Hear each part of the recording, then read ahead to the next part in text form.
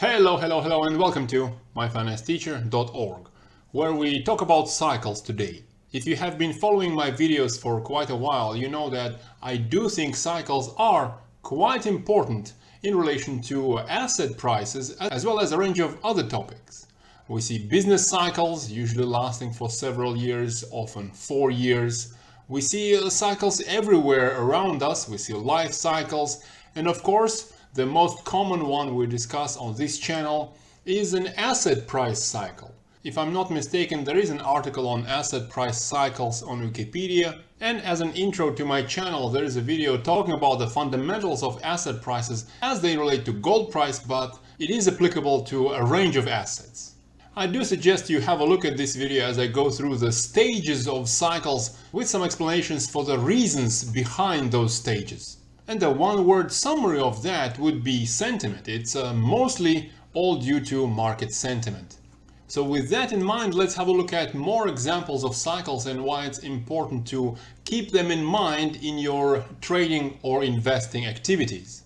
Here's an example of coffee, looking back to 2017 up to now. And when looking at asset price cycles, you want a particular way to identify your cycles. And the more time you spend analyzing a particular asset, the more your eye is getting trained to identifying those cycles, and you do start seeing these signs of market sentiment lows as well as tops. So for coffee, for example, at least going back to 2017, the signs that indicate market sentiment lows and tops are as follows. At every cycle of rally, and we start counting cycles from one low to the next low rather than from one top to the next top. At the beginning of cycle we have a cycle rally, and using the example of coffee, every rally breaks above the 50 DMA, 50-day moving average, for at least 5 days. Sometimes there are of course fake outs, so we want some sort of a confident break above the moving average,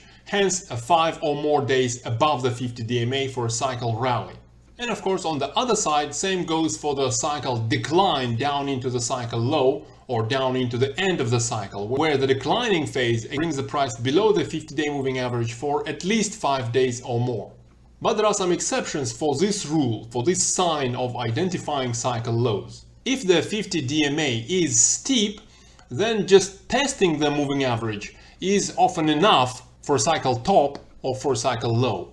We see a couple of examples of that in 2021, where coffee price increased substantially, the 50 DMA is quite steep, and cycle lows only come testing that 50 DMA without staying below it for 5 days or more. Another sign for cycle rallies and declines into the cycle lows is that the RSI, I'm looking at 14-day RSI, changes by well over 20 points. So it increases by over 20 points from the low to the top and drops by over 20 points from the top down to the cycle low. And within this change in RSI actually slices through the neutral level of 50, which is our third sign in trying to identifying these price cycles. And the fourth sign is that price usually touches or pokes above the Bollinger Bands for cycle tops and below the Bollinger Bands for cycle lows. Beyond this, there are other signs where I like to look at market sentiment, but generally with these sort of signs that help you identify cycles, they help you to see the cycles, we come up with cycles that usually last for an average of 110 days in the example of coffee.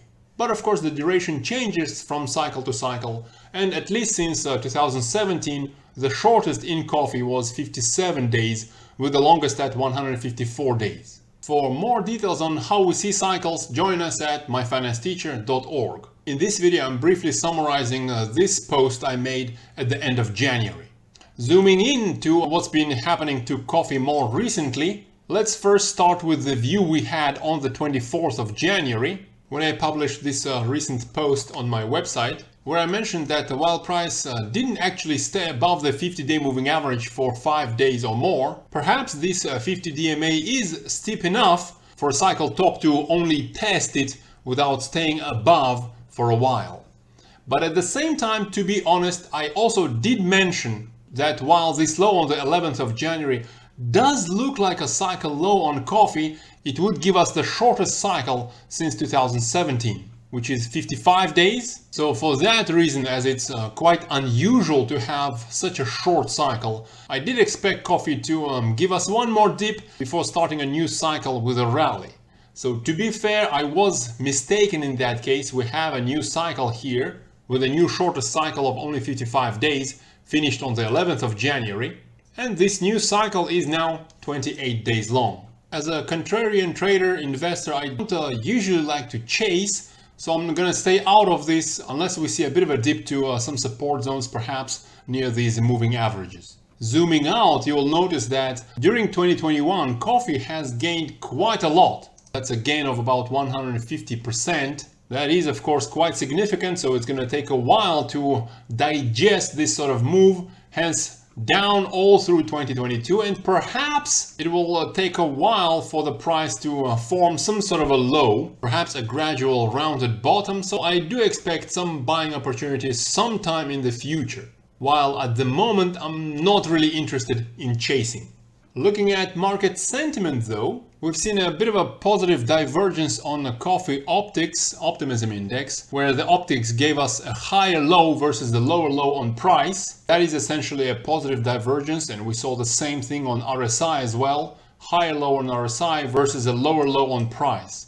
Positive divergence often does indicate a bit of a turnaround in momentum, and in this case we do see a bit of a rally after that.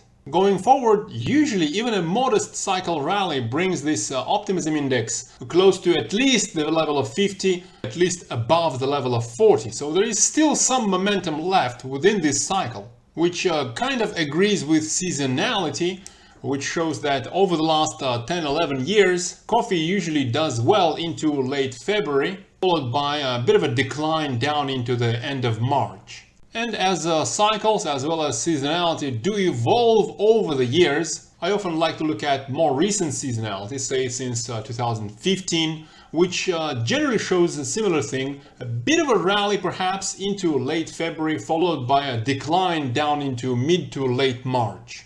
So based on these optics and seasonality charts, while the trend is still upwards and coffee might actually continue rallying to retest, say, this 200-day moving average, as I've already mentioned, I don't really like to chase very much, so I'll simply wait for another opportunity, again perhaps sometime near the end of March, according to seasonality. Stretching out to the end of March, on the 31st of March, we would have a cycle lasting for 79 days, which is still quite a bit shorter than the usual duration of 110 days. But after a relatively long cycle, in this case after a 125-day cycle, from July to November last year, we do often see a couple of short cycles to even out the overall duration back to the average values. That's often true for cycles in other assets as well.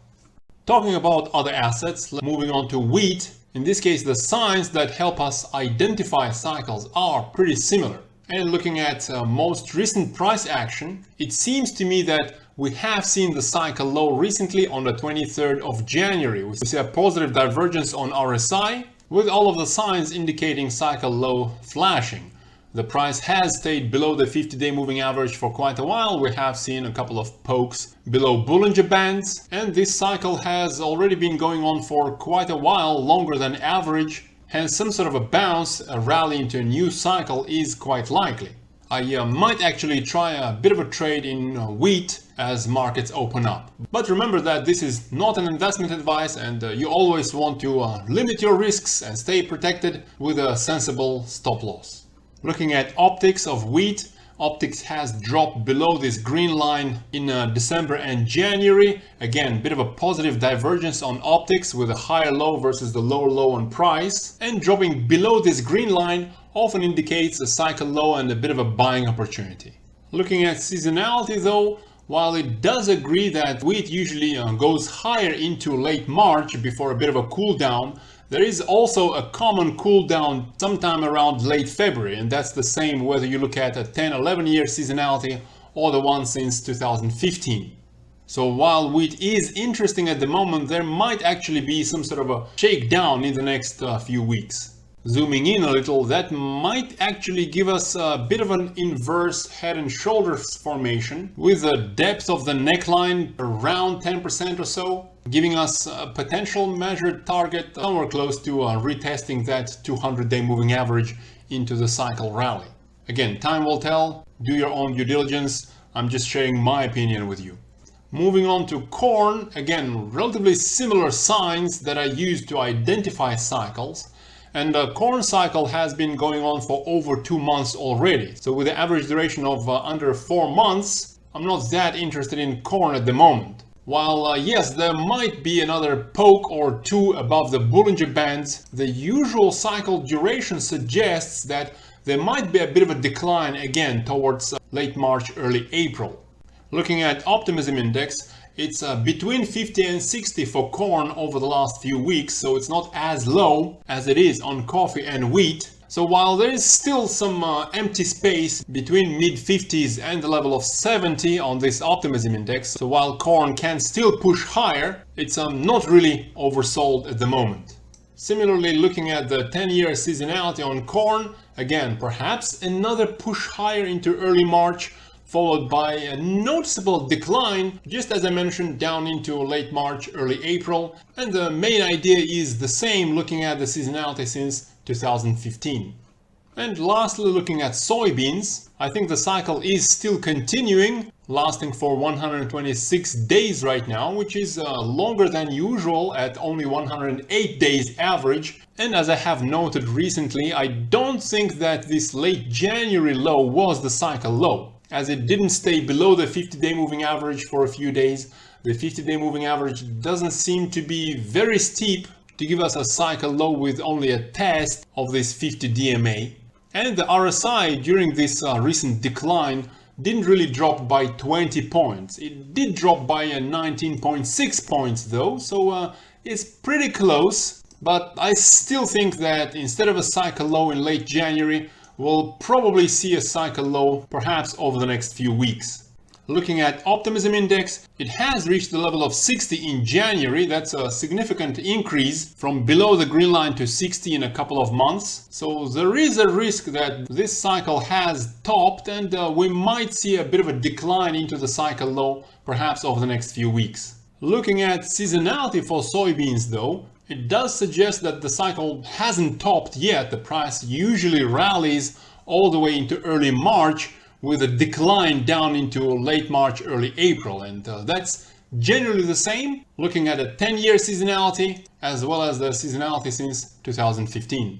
But again, as I don't really like to chase, I'm just gonna wait for a cycle low as my buying opportunity. And that is all for now. Have a nice day. Bye bye.